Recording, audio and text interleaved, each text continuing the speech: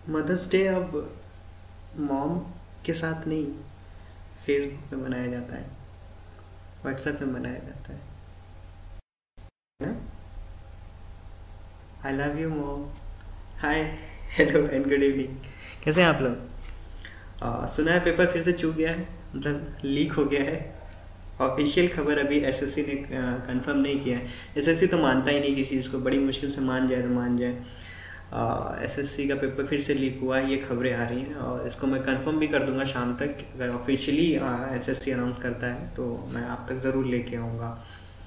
और कैसे हैं आप लोग? बढ़िया। चलिए बात करेंगे आज के पेपर की, एनालिसिस करेंगे, कट ऑफ देखेंगे, एक्सपेक्टेड कट ऑफ क्या है। और पेपर अगर फिर से लीक हुआ है तो फिर से होगा, मतलब आपको फिर से एग्ज़ाम देना होगा और ये प्रोसेस कुछ और लंबा जाएगा। हायर एसएससी क्या होगा इस एसएससी का। चलिए फिलहाल हम आज के पेपर के एनालिसिस करेंगे, दोनों शिफ्ट के पेपर के एनालिसिस हम लेके आए हैं, क्विक एनालिसिस और कट ऑफ देखने वाले हैं और देखने वाले हैं क्वेश्चन कहाँ कहाँ से किस टॉपिक से ज़्यादा पूछे जा रहे हैं और कहाँ एसएससी फोकस कर रहा है। अगर आप आगे जा रहे हैं तो आपको क्या ध्यान देने की ज़रूरत है। ठीक है, पूरा एनालिसिस और कट ऑफ कहाँ तक लाई कर सकती है, कहाँ कितने के दरमियाँ कट ऑफ आपकी जा सकती है। फ़िलहाल अभी पेपर होने बाकी है तो एग्जैक्टली हम नहीं कह सकते, लेकिन फ़िलहाल जो रुझान आ रहा है बारे में हम लोग यहाँ थोड़ा बहुत फोकस करेंगे, कट ऑफ को देखेंगे। ठीक है, चलिए शुरू करते हैं। चलिए इंग्लिश सेक्शन शुरू करते हैं। तकरीबन 25 से 30 के आसपास अगर आपने अटैम्प्ट किया है तो अच्छे खासे अटैम्प्ट में है। क्यों? क्योंकि मॉडरेट था। इंग्लिश थोड़ी सी लेवल इंग्लिश का थोड़ा सा ऊपर है।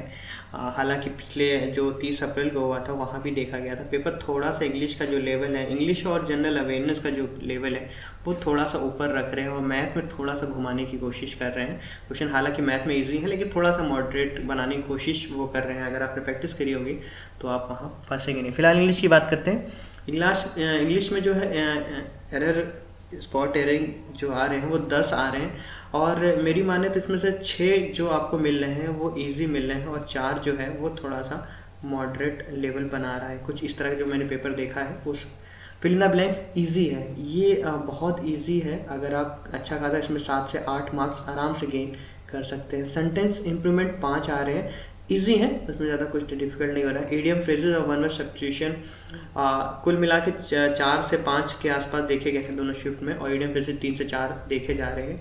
और वन वर्ड सब्स्टिट्यूशन ये जो है ये रिपीट हो रहे हैं और ईडियम फ्रेजेस भी अगर 4 आए हैं तो 2 रिपीट है और 2 न्यू आपको देखने को मिल रहे हैं। ठीक है, एंटोनिम सिनोनिम्स ये प्रीवियस ईयर आपने पढ़ा होगा तो वहाँ से आपको मिल जाएगा। ठीक है, थोड़ा सा लेवल इसका ऊपर है। स्पेलिंग एरर ये पूरा का पूरा 6 जो है वो रिपीट है।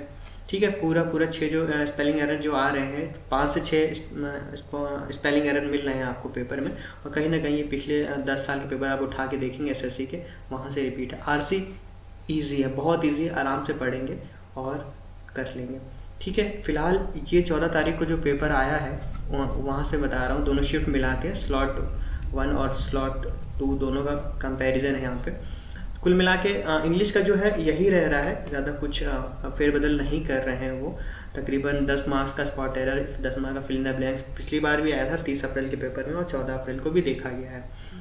अगर आपको तैयारी करनी है तो ये idiom phrases, one word substitution, antonym synonyms और स्पेलिंग ये जो है ये पार्ट जो है ना ये खास तौर से ज़्यादातर आपको रिपीट मिल जाएगा। पिछले साल के 10 साल के पेपर से आपको वहाँ से अच्छा खासा रिपीट हो रहा है तो वहाँ से आपको मिल सकता है। बाकी fill in the blanks easy है, ज़्यादा कुछ आपको ज़्यादा परेशान होने की ज़रूरत नहीं है। तकरीबन 25 से लेकर 30 के आसपास अगर इसमें आपने अटैम्प्ट कर दिया है और 90% एक्यूरेसी के साथ तो आपने अच्छा खासा अटैम्प्ट किया है। जो आगे जा रहे हैं वो देख लें, पेपर का कहाँ से क्या करना है आपको मैंने बता दिया है। ठीक है, चलिए आगे बढ़ेंगे। क्वांट की बात कर लें, मैथ की। मैथ जो है वो तकरीबन 18 से 20 के आसपास आप आराम से अटैम्प्ट कर सकते हो, आराम से। क्यों कह रहा हूँ? क्योंकि टाइम एंड वर्क, परसेंटेज हो गया, स्पीड एंड डिस्टेंस हो गया, partnership, ratio, mixture, alligation, bar chart, ये इजी आ रही है। बहुत इजी, मतलब आपको 15 क्वेश्चन इजी आराम से मिल जाएंगे जो बेसिक्स पे हैं, जो बिल्कुल बेसिक क्वेश्चन है। अब देखिए थोड़ा सा परेशान करने वाला जो है प्रॉफिट लॉस है, कहीं ना कहीं 5 से 4 क्वेश्चन आ रहे हैं और इसमें आपको बताऊं मैं 2 क्वेश्चन इजी मिल रहे हैं प्रॉफिट लॉस के और 2 से 3 क्वेश्चन थोड़े से मॉडरेट बना रहे हैं। वो कंपाउंड इंटरेस्ट के मॉडरेट हैं, एवरेज के जो सुबह वाले शिफ्ट में था वो मॉडरेट था, जो दोपहर वाले शिफ्ट में 2 क्वेश्चन आए थे वो कहीं ना कहीं ईजी थे। ठीक है, इजी तो मॉडरेट कह सकते हैं, लेकिन सुबह जो आया था वो मॉडरेट था।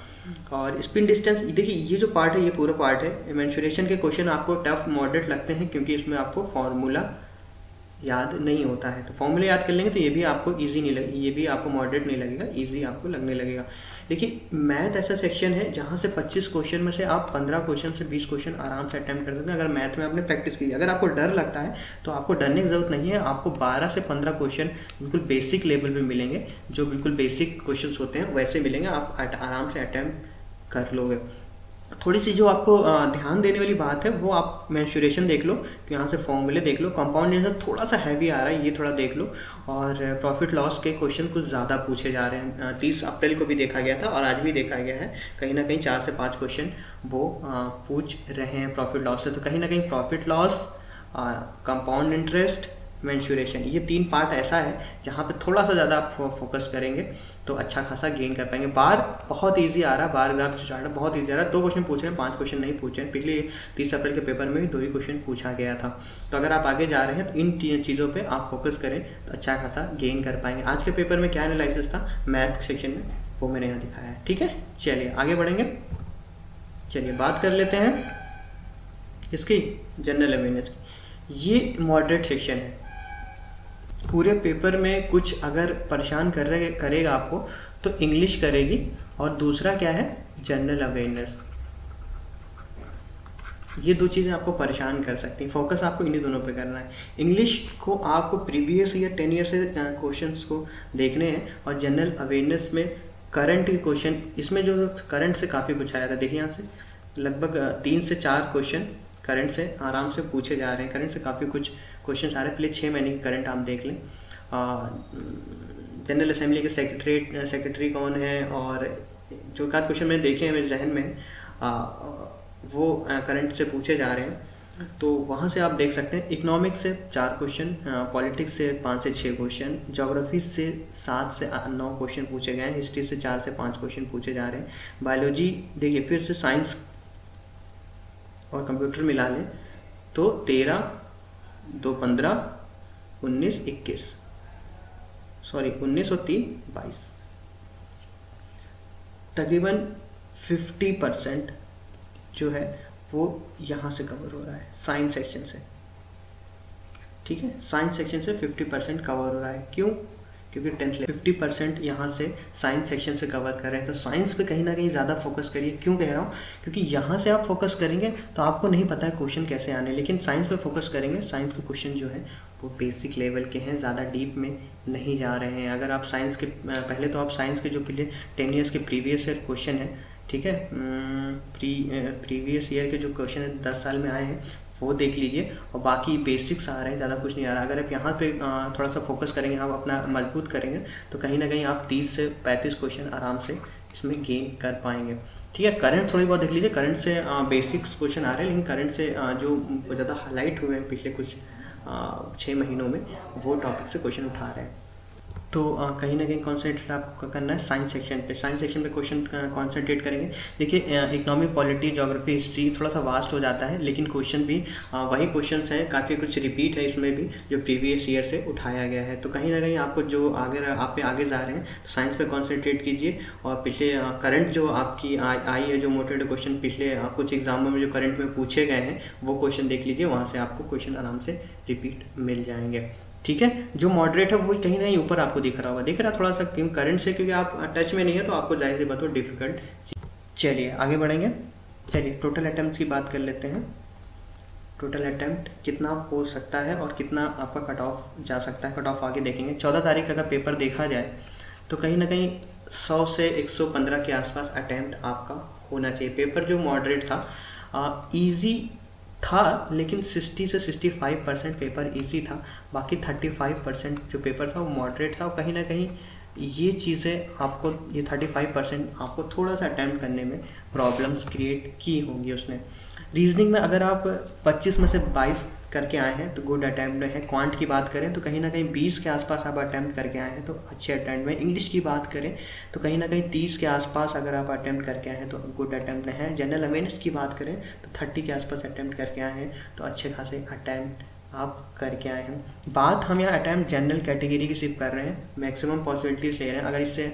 अगर ओबीसी की बात कैसे, कुछ ऐसे, अगर आप जनरल कैटेगरी से बिलोंग करते हैं तो 115 के आसपास, 110 से 115 के आसपास अटैम्प्ट करके आए हैं तो आप गुड अटैम्प्ट में हैं। अगर आप ओबीसी कैटेगरी से हैं तो 100 से 105 के आसपास अटैम्प्ट करके आए हैं तो गुड अटैम्प्ट में हैं। अगर आप एससी कैटेगरी के हैं तो कुछ 95 के आसपास अटैम्प्ट करके आए हैं, 90 से 95 अटैम्प्ट करके आए हैं तो गुड अटैम्प्ट में है। एसटी की अगर कैटेगरी की बात करें तो 80 से 85 के आसपास आप अटैम्प्ट करके आए हैं तो गुड अटैम्प्ट में आप है।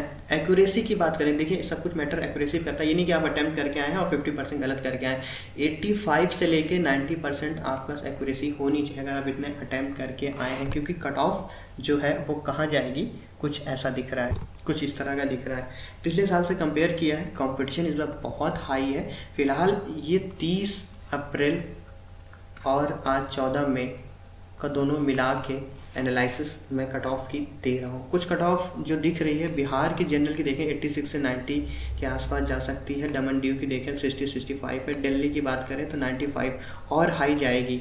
अभी और पेपर होंगे, पता चलेगा, अभी और हाई जाने की उम्मीद है। गुजरात और दादर नगर हवेली की देखें तो कुछ 60-65 बात कर रहे हैं, क्योंकि यहाँ कट ऑफ थोड़ी सी लो रहती है। महाराष्ट्र की बात करें तो ये 90 के आसपास जा सकती है।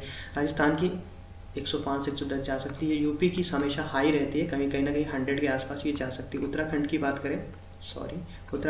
करें तो 95 के आसपास जा सकती है अगर जनरल कैटेगरी की बात करें। एससी की बात करें तो 85 के आसपास, 80 इसका 5 है बिहार, और डब्ल्यू की 45 के आसपास। दिल्ली की 90 से 95 के आसपास। ये कहीं ना कहीं मुझे लगता है ये भी 100 क्रॉस करेगी इस बार। अभी आगे पेपर देखने के बाद पता चलेगा। गुजरात की बात करें तो 60 के आसपास, महाराष्ट्र की बात करें तो 80 के आसपास। पूरी कट ऑफ मैं आपको यहाँ दिखा रहा हूँ, आप देख लें। ये एक्सपेक्टेड है। फिलहाल 2 पेपर देखने के बाद हमें ये एक्सपेक्ट कर रहे हैं कि कट ऑफ कुछ ना कुछ इसी के आसपास घूम सकती है। अभी पेपर और होने हैं। अभी पेपर अगर वो डिफ़िकल्ट लेवल का पेपर होता है या थोड़ा मॉडरेट लेवल और बढ़ जाता है, 50-50 सिंपल और मॉडरेट हो जाता है, तो कट ऑफ कहीं ना कहीं यहीं पे स्टे कर जाएगी, कट ऑफ नहीं बढ़ेगी। फिलहाल पढ़ने वाले बहुत हैं, कंपटीशन बहुत है। आगे क्या होगा हम आगे ज़रूर देखेंगे। फिलहाल कट ऑफ मेरे हिसाब से एक्सपेक्टेड जो है वो ये जा रही है। चलिए फिलहाल इस वीडियो को वाइंड अप करेंगे। पूरा एनालिसिस था 14 तारीख को, दोनों स्लॉट मिला के। जहाँ जहाँ आपको फोकस करना है वहाँ वहाँ मैंने बता दिया है। पेपर सोल्यूशन जीके का और इंग्लिश का, मैथ का, सबका मैं लेके यहाँ पे आऊँगा आपके सामने एक एक करके। थोड़ा सा उसके लिए इंतज़ार करना होगा। कोशिश मैं करूँगा कि जितनी जल्दी हो सके उतना जल्दी आपके सामने आऊँ। फिलहाल इस वीडियो को वाइंड अप करेंगे। Thank you for watching this video. खुश रहिए, मस्त रहिए और अपना ख्याल रखिए। बाय।